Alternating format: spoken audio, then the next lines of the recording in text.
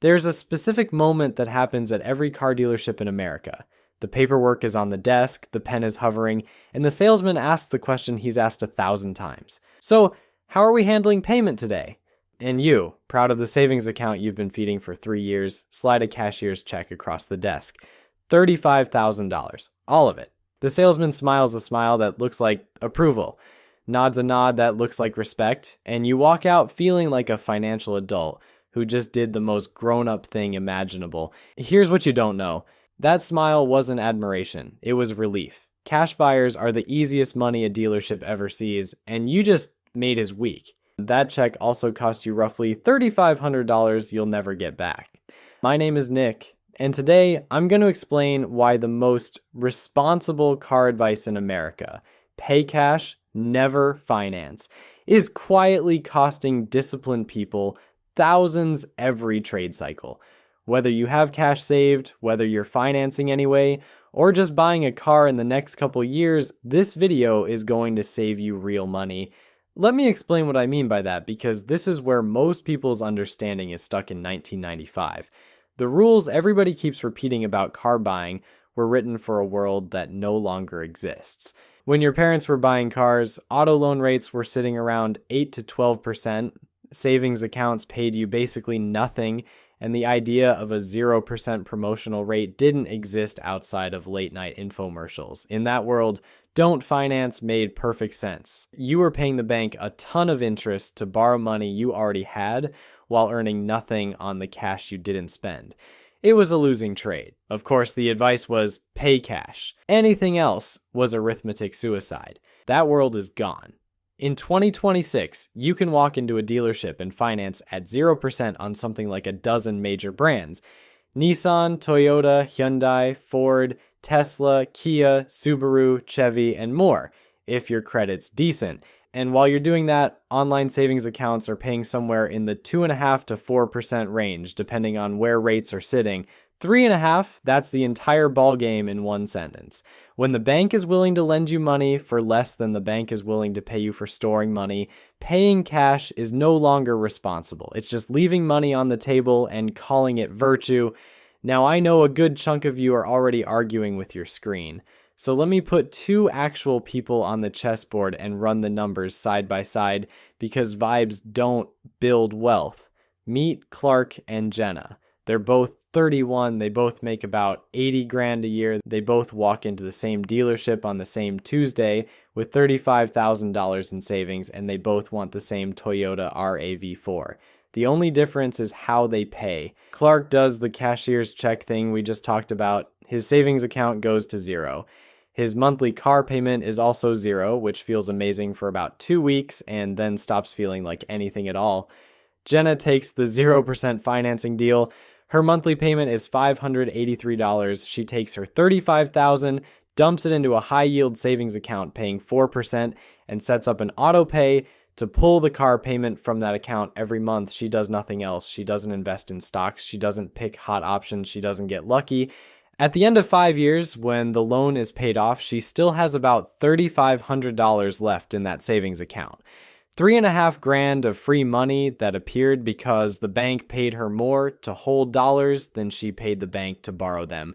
Same car, same 5 years, same everything, $3,500 in her pocket that Clark doesn't have in his. And if Jenna's slightly less allergic to risk, it gets way worse for Clark. If she takes that $35,000 and puts it in a boring S&P 500 index fund instead of a savings account, the S&P 500 has historically averaged around 10% a year over long periods, not guaranteed and definitely not smooth year to year. Over 5 years, you might come out way ahead, or not.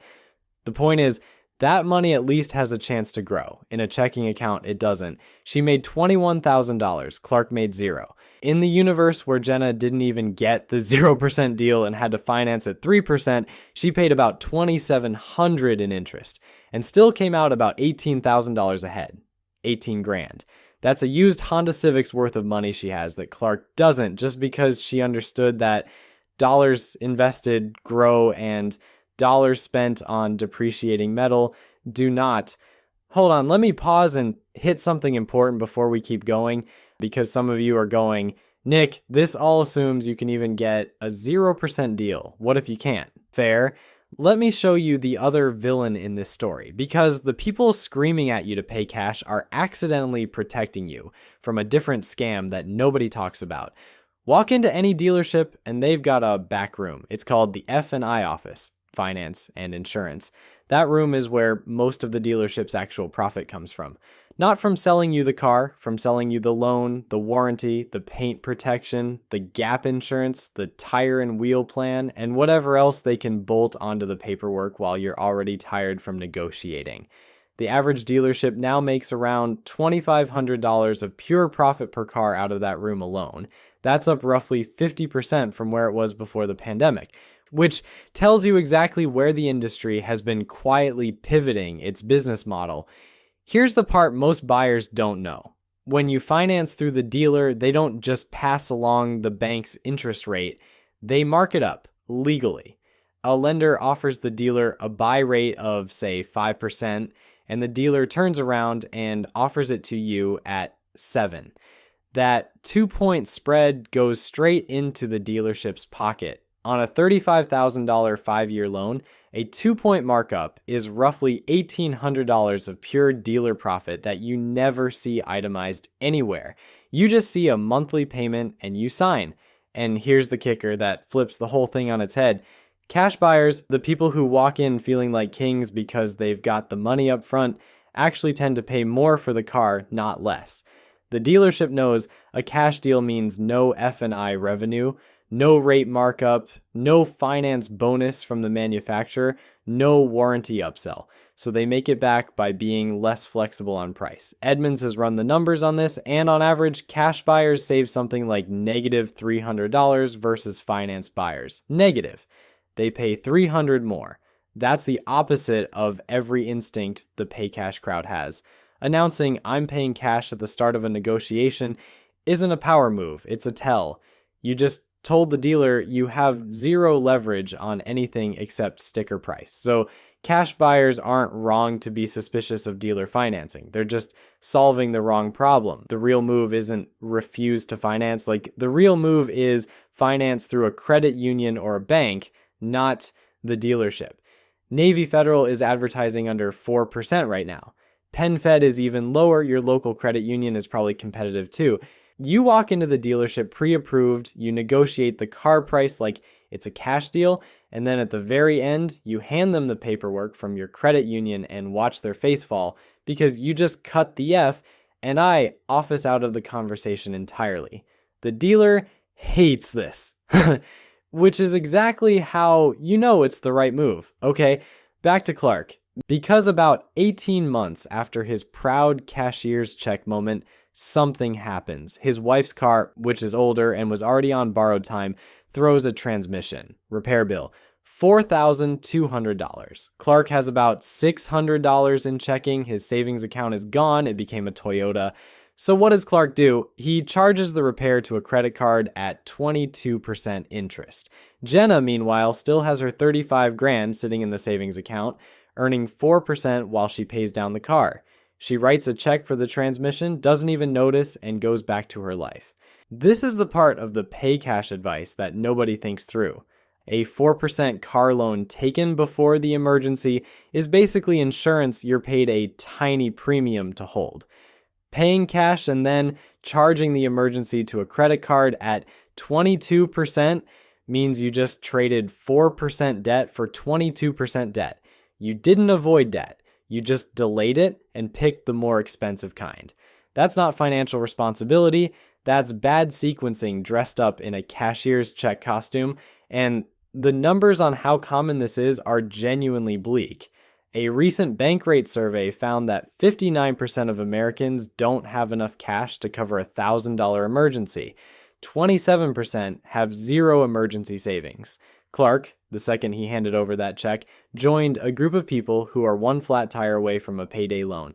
Jenna's boring little savings account isn't just compounding at 4%. It's also keeping her out of that group. Here's another thing Clark didn't see coming. 2.5 years after the dealership, he applies for a mortgage. His credit score has quietly dropped about 25 points since the big cash purchase, and he has no idea why. Jenna, same income, same everything, gets approved at a rate roughly a quarter point better than his. On a $400,000 mortgage over 30 years, a quarter point difference is more than $20,000 in lifetime interest. Why did this happen? Because FICO, the company that decides your credit score, weights something called credit mix at 10% of your total score. Credit mix means you've got both revolving credit, like cards, and installment loans, like car loans and mortgages. Clark has just credit cards. Jenna has cards, plus a car loan she's been paying perfectly for 2 years. In the eyes of the algorithm, Clark looks like a slightly riskier bet. Paying cash literally denied him the thing that would have made him look more creditworthy. And when he paid the card down to 0 one month because he felt like being extra responsible, his utilization dropped to 0 on his only active line, and the score dinged him again. The system punishes people who look too cashy. It's weird. It's arguably dumb, but it's the system we're in. Now, on top of all of that, there's the quiet thing inflation does to fixed rate debt. When Jenna signs a 0% loan today, her payment is frozen at $583 a month for 60 months. Groceries go up, rent goes up, her paycheck probably goes up. But that car payment is locked in today's dollars. She's paying back the loan with dollars that are worth a little less every year.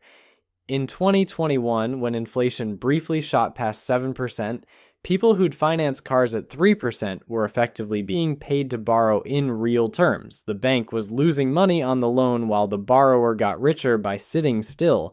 That window isn't as wide as it was, but it's still open for anyone getting a sub 3% deal.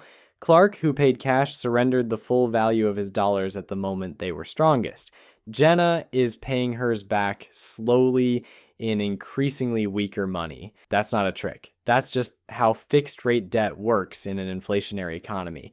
Okay, before the comment section catches fire, I want to do the honest thing and steelman the other side. Because the pay cash crowd isn't entirely wrong. They're just solving for a different problem. The best version of their argument, and this is basically the Dave Ramsey position, goes like this. Personal finance is 80% behavior and 20% math. And most people who finance a car and tell themselves, I'll invest the difference, absolutely will not invest the difference. They'll spend it, they'll upgrade the car, they'll take a trip, they'll forget the plan inside of 6 months. The national personal savings rate in America is about 3.6%. 3.6. That tells you almost everything you need to know.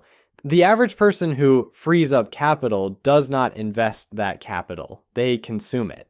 Ramsey's rule is basically a behavioral guardrail, a rule simple enough and rigid enough that even people with zero discipline can follow it, and for a huge chunk of the population, that's the right call. He's not wrong about them. He's just wrong about everybody. There's a trap I want to name here because I think it explains why smart people keep making this mistake. I call it the responsible feeling tax. It's what happens when you confuse the feeling of being responsible with the outcome of being responsible. Paying cash feels responsible. You can touch it, you can brag about it. Your dad will nod approvingly at Thanksgiving, but feelings are not a financial metric. The outcome of paying cash in 2026 for a financially disciplined buyer is being a few $1,000s poorer than you needed to be. You paid the responsible feeling tax. You bought the vibe. Somebody sold you a ritual and called it wisdom. So here's the real question, and I want you to actually answer it honestly. Which person are you? If you finance a car and spend the freed up money on Uber Eats and weekend trips, the pay cash crowd is right about you, and you should do what they say. There is zero shame in needing a guardrail. Most people do. But if you have an automated transfer running to a brokerage account, a real emergency fund, and you actually check your 401k contribution rate more than once a year, congratulations. You've already built the discipline the cash rule was designed to force. Following it anyway is like wearing floaties in your own pool. You don't need them. They're slowing you down. Now, in fairness, there are situations where paying cash still wins. If you're buying a cheap used car in the $5,000 to $15,000 range, just pay cash. Used car loan rates are punitive, the origination fees eat the spread, and the math breaks down. If your credit is subprime and the only loan you can get is at 13 or 16%, pay cash because nothing you invest in reliably beats that guaranteed cost. If you're retired, already own your house, and aren't building credit for anything, pay cash and simplify your life. The rule isn't universal in either direction, it's a decision tree. What's changed is that for prime borrowers in 2026, the decision tree now points toward financing more often than not. One last thing that the pay cash crowd hasn't caught up with, and here is the psychological edge Jenna has that Clark completely gave up: liquidity. By keeping that $35,000 in her own name rather than giving it to a dealership, she has what's called a liquidity premium. If a once-in-a-decade investment opportunity comes along next year, Jenna has the capital to strike. Clark has a driveway full of metal that's losing value every day. He didn't just spend his money, he locked his potential in a cage and threw away the key. The guys yelling at you on AM radio tell you to own your assets, but they forget that if your money isn't moving, it isn't working. So back to Clark and Jenna. It's 5 years after that Tuesday at the dealership. They pull up next to each other at a stoplight. Same RAV4, same mileage, same slightly faded paint job. Clark is proud of his paid-off car. Jenna just made her final payment last week. Clark glances over and smirks a little because he's been quietly smug about the cash thing for half a decade at every barbecue, every dinner party, every family Christmas. What he doesn't see is the Roth IRA sitting on Jenna's phone, the emergency fund in her savings account, the $3,500 of free money the bank paid her for doing essentially nothing, and the credit score that just pre-approved her for a mortgage rate a quarter point better than his. They're in the same car. They are not in the same financial life. And the difference between them wasn't luck, income, or willpower. It was one decision at a dealership 5 years ago that looked identical from the outside and was completely different underneath. The light turns green. They both drive off.